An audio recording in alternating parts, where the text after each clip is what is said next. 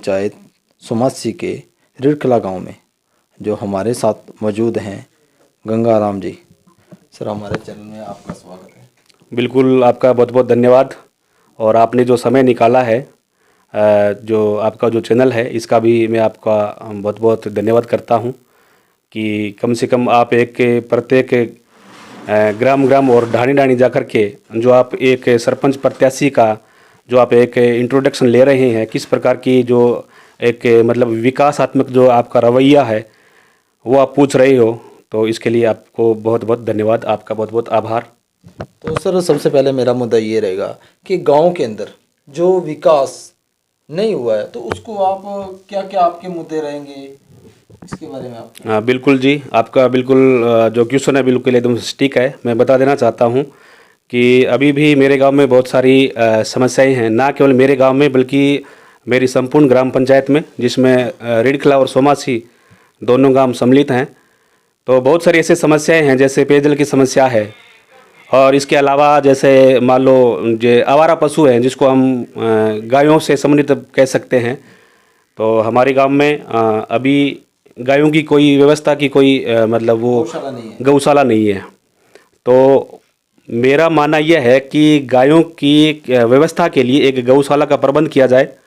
और उसमें जैसे पानी की व्यवस्था है, चारी पानी की है, और इसके अलावा मतलब 2 या 3 इस प्रकार से कर्मचारी रखे जाएं कि वो हर प्रकार से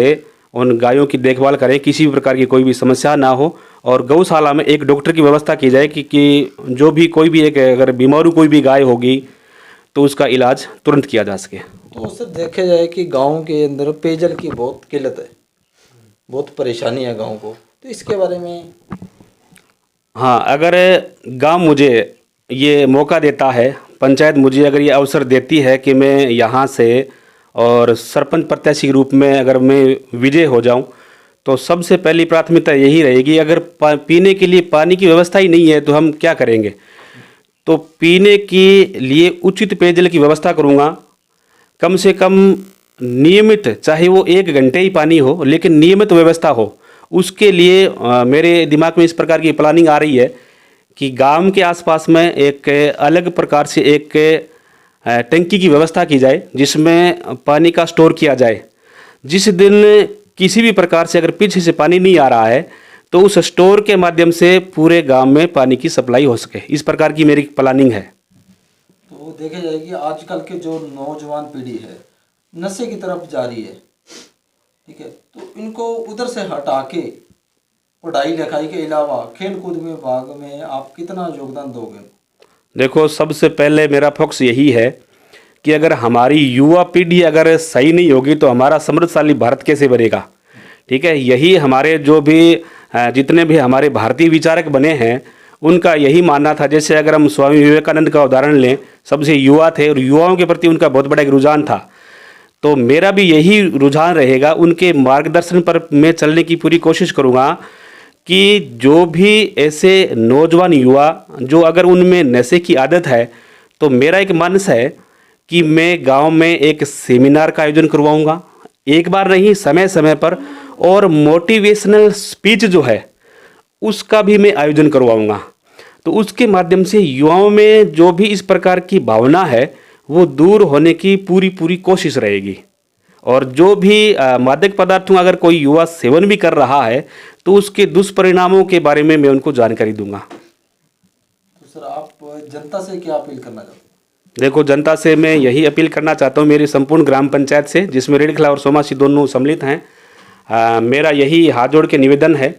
कि मैं एक शिक्षित युवा हूँ, और आज जो एक मौका मिला मुझे एक यहाँ इस पंचायत में सरपंच बनने का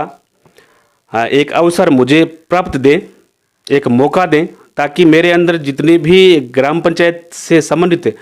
जितनी भी मेरी जो घोषणाएं हैं, मेरा जो वादा है, उस पर मैं पूरा पूरा खरा उतरूंगा। और खरा तब उतरूंगा जब ये पूरी ग्राम पंचायत जो है वो मुझे पूरा पूरा समर्थन करे। भाइयों जैसा प्यार है, और दोनों ग्राम पंचायत की जनता से मेरा हाथ जोड़ के नम्र निवेदन है कि कम से कम अपने इस ग्राम पंचायत में आप जिस दिन हमारे यहाँ 6 तारीख को वोटिंग है, आप वोट देते समय कम से कम एक बार अपने दिमाग में ये जरूर सोचना कि अपने ग्राम पंचायत के विकास करने के लिए कम से कम एक युवा और एक शिक्षित उम्मीदवार का ही चयन करें, ताकि वो आगे जा करके और अपने ग्राम पंचायत का विकास कर सके। और मेरा ये लक्ष्य है कि ऐसी ग्राम पंचायत का मैं निर्माण करूँगा जो राजस्थान में 1 नंबर पर आने की पूरी कोशिश होगी मेरी। ये मेरा लक्ष्य है। आदर्श ग्राम पंचायत का पूरा मेरा रुझान है, अगर जनता मुझे अवसर देती है तो दोबारा मैं ये कहना चाहूँगा मेरी ग्राम पंचायत की जनता से कि मुझे एक बार मेरे जो सपना जो है वो सपना पूरा करने के लिए एक बार मुझे आप मौका ज़रूर दें। और मेरा जो चुनाव चिन्ह है वो है स्ट्रीट लाइट, और जो प्रत्याशी है वो संतोष नाम से हैं, और जो अपनी जो इलेक्ट्रॉनिक जो वोटिंग मशीन जो होगी उस पर 5 नंबर पे और अपना नाम है, तो 5 नंबर वाले जो बटन है उस पर आप अंगुली दबा करके और मुझे विजय करने की कोशिश करें। तो ये तो हमारे साथ